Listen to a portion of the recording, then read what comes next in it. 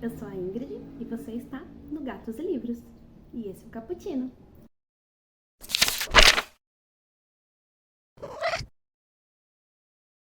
Oi pessoal, hoje é dia de fazer uma das coisas que eu mais gosto aqui no Booktube, que é responder uma tag. E a tag de hoje eu traduzi de um site que chama Easy with Books. E se vocês quiserem conferir, é só dar uma olhadinha no link que eu vou deixar aqui na descrição, tá bom? Então vamos lá? A primeira pergunta da tag é: um livro que te fez pensar? E eu trouxe o Outlive, A Arte e a Ciência de Viver Mais e Melhor, pelo médico estadunidense Peter Attia. Eu acho o tema de longevidade muito interessante. Eu acredito que ele depende de 3 fatores, né? Genética, ambiente e os nossos hábitos. E uma coisa muito legal é que mesmo se a sua genética não for das melhores, através dos hábitos você já consegue ter uma vida mais longa. E foi justamente essa questão de mudança de hábito que esse livro me trouxe.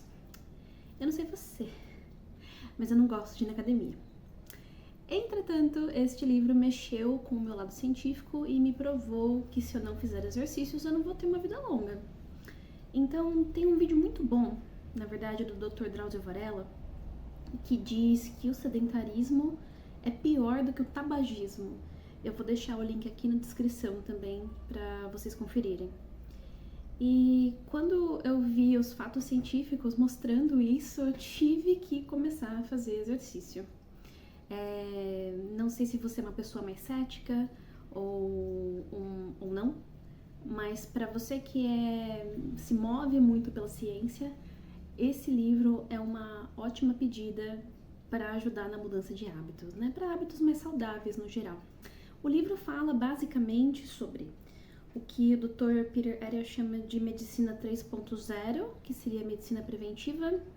Fala sobre os centenários, ou seja, aquelas pessoas que chegaram ou ultrapassaram os 100 anos de idade, alimentação, exercícios físicos, saúde mental e sobre ele mesmo. Gente, o Dr. Peter Attia se ama muito, então vocês têm que ler esse livro com o coração aberto, com paciência, porque ele vai falar bastante dele, ele vai se usar como exemplo e é isso, tá? O autor é um médico da Universidade de Stanford e para quem gosta de podcasts, você pode ouvir aqui no YouTube. É em inglês, mas eu vou deixar o link aqui na descrição também. Eu recomendo o livro, apesar do alto amor no médico.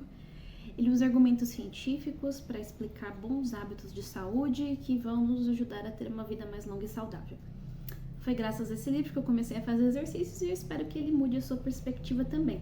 Aí ele é meio grossinho, ó. Tem 477 páginas. A pergunta número 2 é: um livro que te surpreendeu?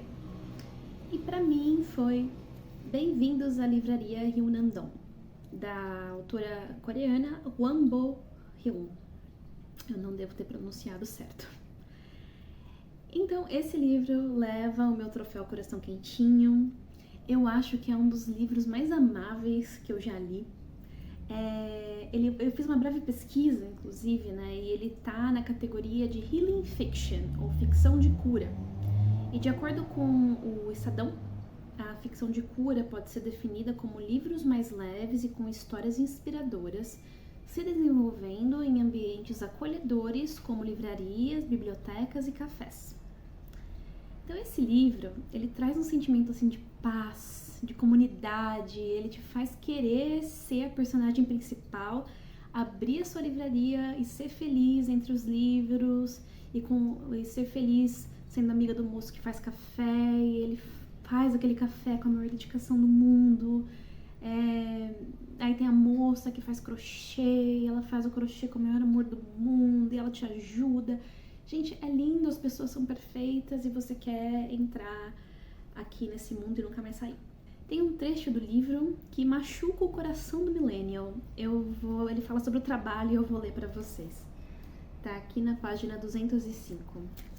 Ele diz assim, ela, né? Diz assim: a vida é complexa demais para ser definida apenas pelo seu emprego. Alguém pode ser infeliz trabalhando com o que gosta. E talvez você trabalhe com o que não gosta, mas encontre a felicidade em outro lugar. A vida é misteriosa e complexa. Apesar de o trabalho desempenhar um papel muito importante na nossa trajetória, não dependemos só disso para sermos felizes ou não. Parou para pensar? Sofreu? Eu também. Categoria de número 3 é um livro que te deixou feliz. E esse é uma canção de Natal, do Charles Dickens. E, primeiramente, eu não tenho só esta versão. Eu tenho uma, eu tenho duas, e eu tenho 3 versões desse livro, porque eu amo esse clássico demais. E essa novela, para quem não conhece, é a história do Ebenezer Scrooge. Ele é um idoso, sovina, rabugento, e ele é visitado pelo espírito do seu ex-sócio, Jacob Marley. E o Jacob avisa que ele vai receber a visita dos 3 espíritos do Natal. O espírito do Natal passado, do Natal presente e do Natal futuro. A obra foi escrita por Charles Dickens em 1843. Foi publicada no dia 19 de dezembro e ela foi esgotada já na véspera de Natal, de tanto que as pessoas gostaram.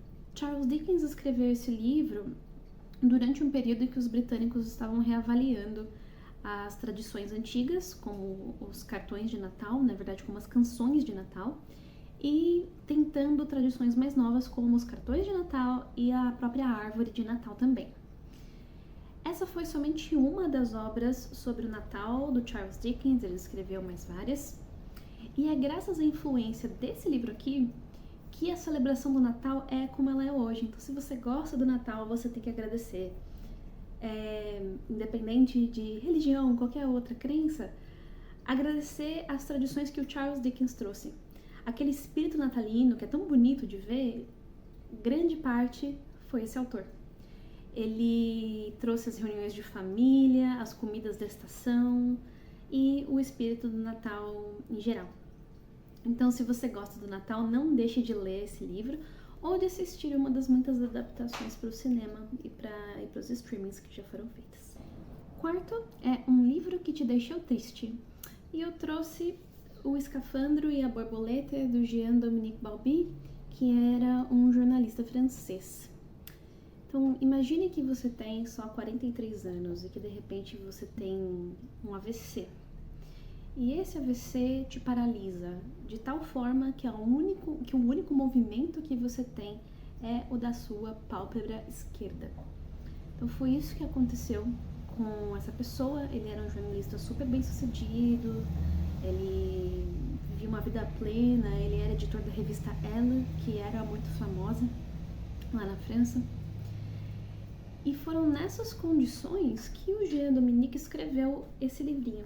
Ele é curtinho, porém a gente tem que lembrar que ele escreveu esse livro ditando com o seu olho esquerdo.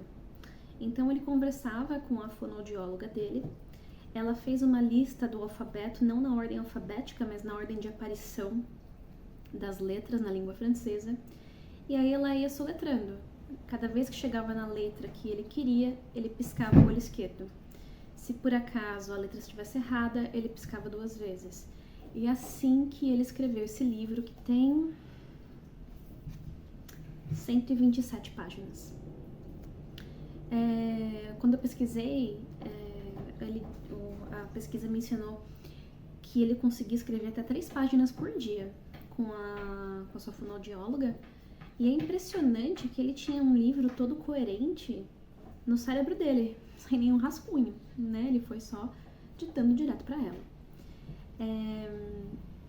Eu vou ler a sinopse para vocês, que eu acho que vale muito a pena. Tem um comentário aqui do meu querido Dr. Oliver Sacks, né, neurologista. Ele diz assim: até agora, ninguém que estivesse trancado num corpo inerte havia sido capaz de transmitir a menor ideia do que é a vida lá dentro. Por isso, é quase um milagre que Jean-Dominique Bauby, piscando, tenha conseguido contar tanto.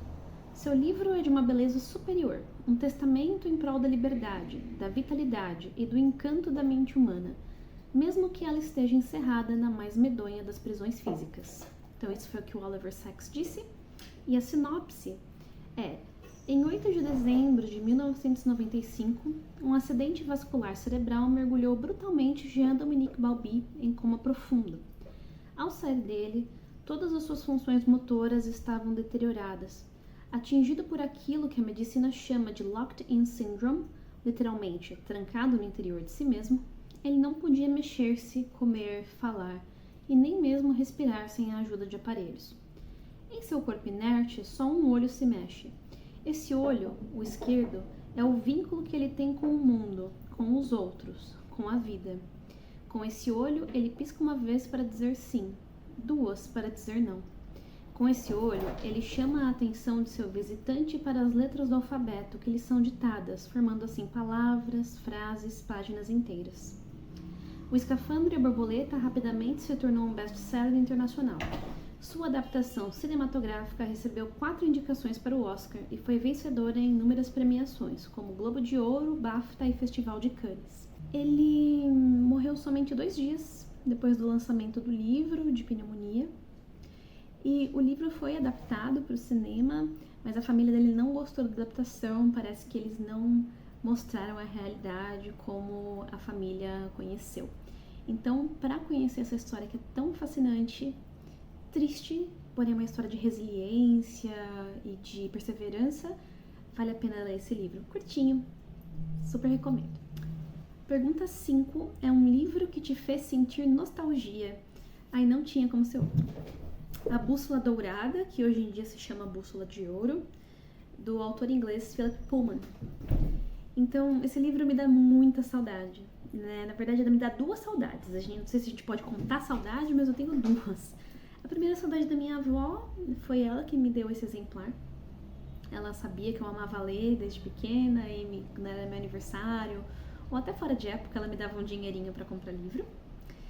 E a segunda saudade é da bibliotecária da escola que eu estudei. Eu lembro que eu queria muito ler essa obra e eu pedi para Conceição comprar o livro para a biblioteca e ela comprou porque eu pedi. E aí eu pude ler a trilogia sim. E eu sou muito grata e eu tenho muito carinho pela Conceição até hoje. E Conceição, onde quer que você esteja, muito obrigada, viu? Você fez uma grande diferença na minha vida de leitora. Então, esse livro conta a história de Lyra, que é uma menina que está entre o final da infância e o início da adolescência, e ela sai em busca de um amigo que foi sequestrado. E ela acaba investigando o mistério do pó, que é uma partícula que ninguém sabe exatamente o que faz ainda. No mundo da Lyra, essa é a parte que eu acho mais fascinante, as pessoas têm demons, ou demons, que são animais que representam a alma dessas pessoas fora do corpo delas. E eu acho genial, né? Ele faz várias analogias com a adolescência nesse livro. E a analogia que ele faz com o crescimento em relação à alma ou à personalidade é que o demon das crianças ele não é definido, ele pode se transformar, enquanto o demon dos adultos já retrata a personalidade deles. Eu acho essas ideias fantásticas. Esse livro foi adaptado para o cinema, mas somente o primeiro da trilogia. Eu fiquei muito triste que os outros 2 nunca chegaram a serem adaptados, né? Alô, Warner? Enfim, vale muito a pena ler. Para quem gosta de uma fantasia com muita aventura, super recomendo. Hora da polêmica. Pergunta 6. Um livro que é uma relação de amor e ódio. Eu trouxe um exemplar deste autor, mas qualquer livro dele pode entrar nessa categoria para mim. Haruki Murakami. Gente, eu sei que ele é amado por muitas pessoas e eu também tenho um lugar de amor para ele no meu coração, mas eu também tenho um lugar para o ódio. Gente, como ele me traz sentimentos conflituosos, né, esse autor. Foi muito fácil para mim escolher esse livro, porque o Murakami, eu brinco, né, eu tenho vários amigos que gostam muito de Murakami, e eu brinco que eu falo, eu amo odiar Murakami. E eu me pergunto como é que um autor pode ser tão maravilhoso e tão bizarro ao mesmo tempo, né? Eu duvido que o Murakami faça terapia, eu acho que ele certamente tem muitas questões para resolver. E o primeiro livro que eu li do Murakami foi Kafka Beira-Mar. É um dos mais famosos. E o primeiro pensamento que eu tive, nossa, que escrita envolvente. E o segundo pensamento que eu tive foi, nossa, esse cara tem problemas. Porque, gente, é cada plot twist que você encontra nos livros dele, de coisas inexplicáveis que eu não entendo. Não é um realismo mágico, é como ele trabalha algumas questões nos livros dele. O segundo livro que eu li foi A Primeira Pessoa do Singular. É um livro de contos e ele só tem realismo mágico, não tem nada demais. Eu achei agradável a leitura. Não dei 5 estrelas, mas também foi tudo bem. Agora, o terceiro livro que eu li foi Norwegian Wood, esse aqui. E, gente, como faz pra poder desler um livro? Eu gostaria de desler o que estava aqui. Tem uma cena que eu não quero contar pra não dar spoilers, né? Pra quem gosta do moço aqui. Mas eu fiquei transtornada, né? O pessoal fala da polêmica daquela cena do It, a coisa, né? Que acontece no final do livro, mas aquilo não é nada perto da mente perturbada do Murakami, né? O Stephen King vacilou, mas eu acho que o Murakami tinha que ser preso, na boa. Pergunta de número 7. Um livro que você releu várias vezes. E pra mim foi A Morte é um Dia que Vale a Pena Viver, da doutora Ana Cláudia Quintana Arantes, que é uma autora brasileira. Gente, esse livro é tão necessário. Eu quero fazer uma resenha sobre ele, falando tudo, porque eu acho que ele é uma obra-prima, uma leitura obrigatória para todas as pessoas. Mas se tem um livro que eu recomendo mais do que o Relatos de um Gato Viajante, é o A Morte é um Dia que Vale a Pena Viver. A morte é um tabu aqui no Ocidente e a gente evita falar sobre ela porque diz que traz mau agouro, essas coisas. Ai, não fala que vai atrair. E aí a gente acaba não se preparando para a morte quando ela chega. E tudo desmorona, a gente fica sem chão. E eu acho que, como bióloga, né, eu vejo a morte como parte da vida, né, um fato científico, inevitável, que precisa ser desmistificado e estudado, assim como a vida é estudada pela biologia.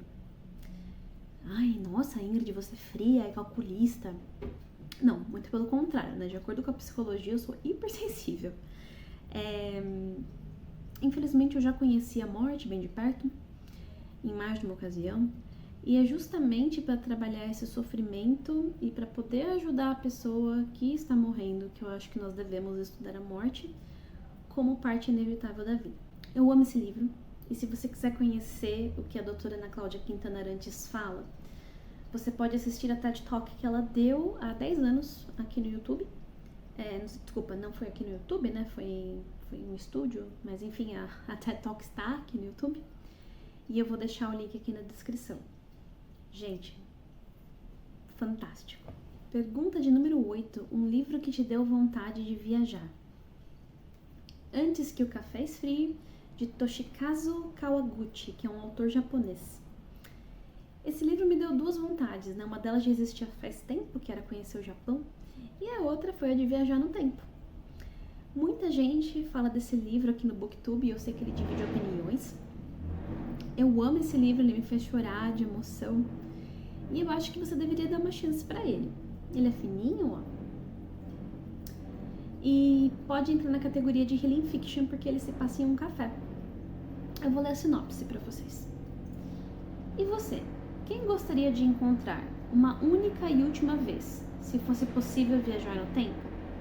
Um grande amor, um filho, um irmão, um amigo, para quem você gostaria de dizer algumas derradeiras palavras, ou mesmo o que nunca foi dito? Para alguém que já se foi, ou que está por vir, o que você gostaria de ouvir daquela pessoa que tanto lhe faz falta? Quais sentimentos presos na garganta viriam à tona? Viajar para se redimir? Para se desculpar? Para agradecer? Para corrigir algo? Para chorar até curar o coração? Para entender o presente? Para dizer certas verdades? Para descobrir o porquê? Para poder seguir em frente. Eu acho lindo, eu super recomendo e eu espero que você goste dele como das 3 continuações da obra.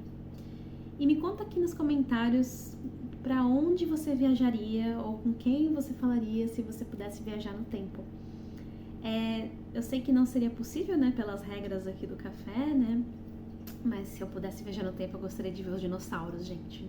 Nossa, dava tudo pra ver um brontossauro. Pergunta 9. É um livro que te trouxe fortes emoções? Gente, eu nem acredito que eu vou poder falar sobre esse livro aqui. A História de Minha Vida, de Helen Keller, autora estadunidense.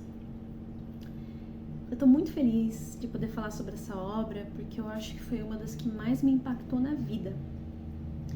O livro ele é autobiográfico, o que não seria um fato digno de nota se Helen Keller não fosse cega e surda desde os 18 meses de idade.